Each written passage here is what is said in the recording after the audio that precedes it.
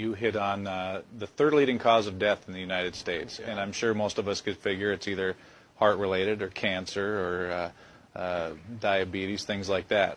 Can you clue us into what that is and why?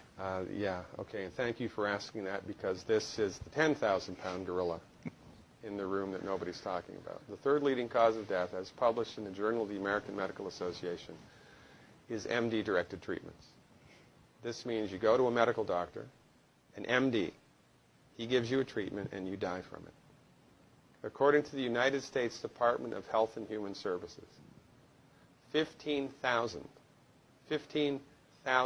Medicare patients a month are killed by MD treatment, and nobody goes to jail. A handful of terrorists fly 2 planes into the Twin Towers. 3,500 people die, and we go to war. But 15,000 people a month are killed by medical doctor treatments, and we don't bat an eyelash.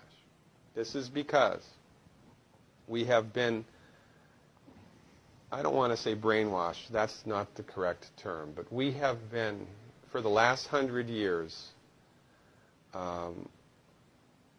kind of led into this false belief. You know, I think it was Marcus Welby that started it, that the medical doctor is king and knows everything about everything.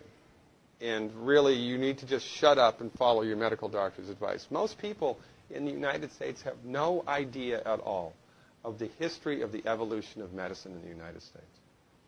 In the early 1900s, it was a relatively level playing field between the chiropractors, the osteopaths, the homeopaths, and the MDs. In 1915, 1920, there was something called the Flexner Report.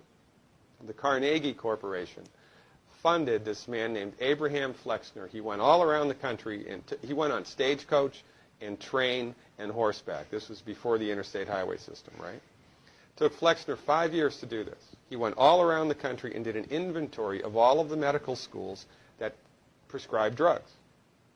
He brought the list back to the Carnegies, who owned drug companies, and then the Carnegies and the Rockefellers gave millions of dollars of free money to the medical schools and hospitals in the United States that were prescribing drugs. That was the beginning of the end. After the Flexner Report,